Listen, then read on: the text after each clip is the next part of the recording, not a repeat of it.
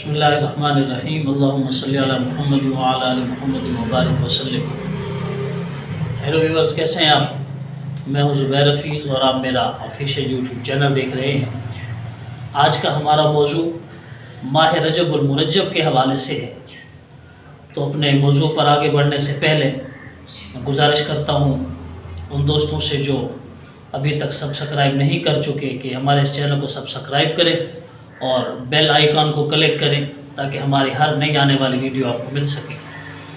تو ہمارا آج کا موضوع ماہ رجب المرجب کے حوالے سے ہے۔ محترم ناظرین، جیسا کہ آپ کو معلوم ہے کہ آج رجب المرجب کی پہلی تاریخ ہے۔ کل شام چاند نظر آ گیا تھا، یکم رجب المرجب ہے آج۔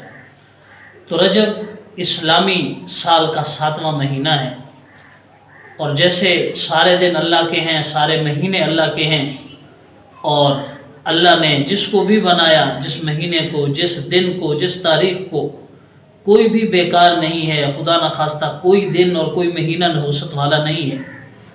تو رجب کے حوالے سے بھی ہمارے ہاں چونکہ توہم پرستی کا رواج ہے، لوگ عجیب و غریب قسم کے توہمات میں گھرے ہوئے ہیں۔ کچھ لوگوں کو جانوروں سے توہمات وابستہ ہیں، اور کچھ لوگ اللہ تعالیٰ کے مقرر کردہ ایام اور مہینوں میں سے بدفعلی نکالتے رہتے ہیں، حالانکہ ایسا کچھ بھی نہیں ہے۔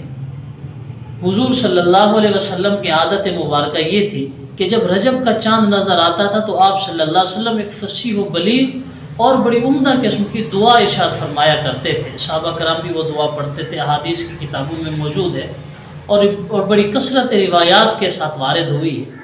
آپ صلی اللہ علیہ وسلم دعا مانگتے تھے کہ اللہم بارک لنا فی رجب و شعبان و بلغنا رمضان، یا اللہ ہمارے رجب اور شعبان میں برکت دے اور ہمیں رمضان تک پہنچا دے۔ یعنی رجب کا مہینہ نظر آ گیا تو حضور صلی اللہ علیہ وسلم نے رمضان مبارک کی تیاری شروع کر دی۔ یا اللہ رجب میں بھی برکت دے، شعبان میں بھی برکت دے، یعنی ہم ان 2 مہینوں میں رمضان کی تیاری کریں اور پھر ہمیں رمضان تک پہنچا دے۔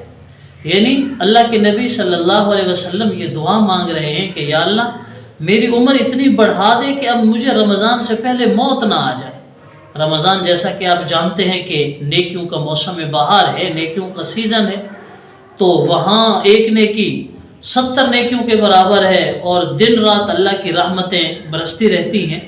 تو حضور صلی اللہ علیہ وسلم ان نیکیوں کے حصول کے لیے رجب سے یہ دعائیں مانگنا شروع کر دیتے تھے کہ یا اللہ رجب میں بھی برکت دے، شعبان میں بھی برکت دے۔ اور جیسا کہ آپ جانتے ہیں کہ برکت وہی ہے جو وقت کی برکت ہے۔ جو وقت اللہ کے راستے میں لگ گیا، اللہ رسول کے احکامات کی عملداری میں لگ گیا، وہی وقت برکت والا ہے۔ تو آپ صلی اللہ علیہ وسلم کا معمول مبارک یہی تھا۔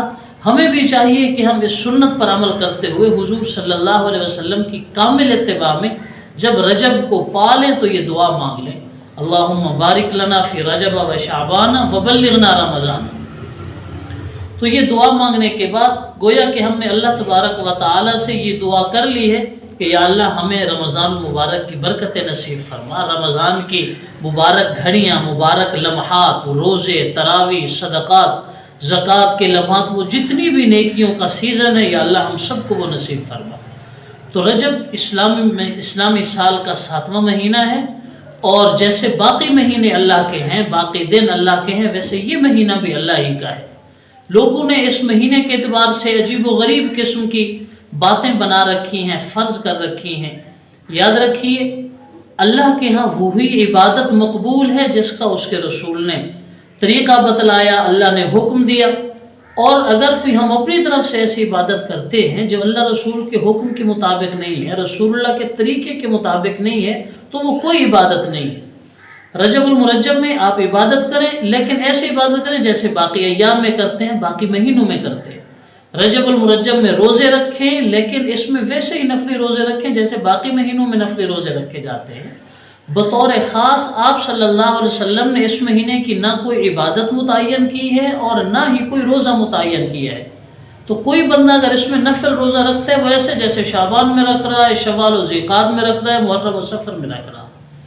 تو اس مہینے میں اللہ تعالیٰ کی عبادت کریں، روزہ رکھیں، لیکن اس نیت کے ساتھ کہ یہ بھی عام مہینوں کی طرح، عام دنوں کی طرح ایک مہینہ ہے، اور اس میں بھی ہم عبادت کریں گے تو ویسے ثواب ملے گا جیسا کہ بقیہ ایام اور بقیہ مہینوں میں ثواب ملتا ہے۔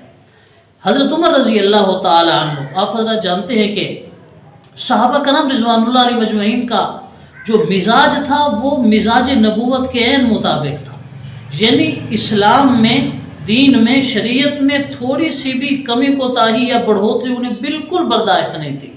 حضرت عمر رضی اللہ تعالیٰ عنہ نے جب سنا کہ لوگوں نے رجب میں روزے مشروع کر لیے ہیں اور لوگ رجب میں روزہ رکھتے ہیں اس نیت کے ساتھ کہ اس مہینے میں روزہ رکھنا ثواب زیادہ ہوتا ہے، تو حضرت عمر رضی اللہ تعالیٰ عنہ نے لوگوں کا ذہن بنانے کے لیے لوگوں کو جمع کیا، پتہ کیا کہ ہاں جی آپ روزے سے ہیں، جو روزے سے ہوتا حضرت عمر اس کا روزہ ختم کرا دیتے تھے۔ یعنی نفلی روزہ رکھنا کوئی گناہ نہیں ہے، لیکن عقیدے کی اصلاح مقصود تھی کہ اگر تم اس نیت سے روزہ رکھ رہے ہو کہ رجب میں روزہ رکھنے کا ثواب بہت زیادہ ہے تو اس کی کوئی ضرورت نہیں ہے۔ رجب بھی عام دنوں کی طرح ایک دن ہے، اس کے یہ مہینہ، اس کے پورے دن یہ عام دنوں کی طرح، عام مہینوں کی طرح ہیں، اس میں کوئی شخص بھی نہ توہم پرستی کا شکار ہو، نعوذ باللہ من ذالک۔ بعض لوگ یہ من گھڑت حدیث بیان کرتے ہیں کہ حضور صلی اللہ علیہ وسلم نے فرمایا کہ جو بندہ مجھے اس مہینے کے خاتمے کی خبر دے گا تو بس میں اس کو جنت کی بشارت دیتا ہوں، نعوذ باللہ من ذالک۔ ایسی کوئی بھی حدیث نہیں ہے۔ حضور صلی اللہ علیہ وسلم نے اس مہینے میں تو یوں سمجھیے کہ رمضان کی ابتدا کر دی ہے، رمضان کی تیاری کر لی ہے، باقی یہ فلاں کام ہوگا تو فلاں ہو جائے گا، ایسا ہوا تو ایسا ہو جائے گا، یہ جو توہم پرستی ہے یہ خالصتاً اسلام کے منافی ہے۔ حضور صلی اللہ علیہ وسلم کا ارشاد گرامی ہے کہ من قال قضا و قضا فقد اشرک، جو بندہ یوں کہتا ہے نا کہ اگر ایسا ہوا تو ایسا ہو جائے گا تو حقیقتاً یہ بندہ شرک کر رہا ہے۔ تو حضور صلی اللہ علیہ وسلم کی تعلیمات سے ہمیں یہی پتہ چلتا ہے کہ رجب عام مہینوں کی طرح کا ایک مہینہ ہے، بلکہ شریعت نے تو ان 4 مہینوں کو محترم گردانا ہے۔ 4 مہینے محترم سمجھے جاتے ہیں جنہیں شریعت کے اصطلاح میں اشہر حرم کہتے ہیں۔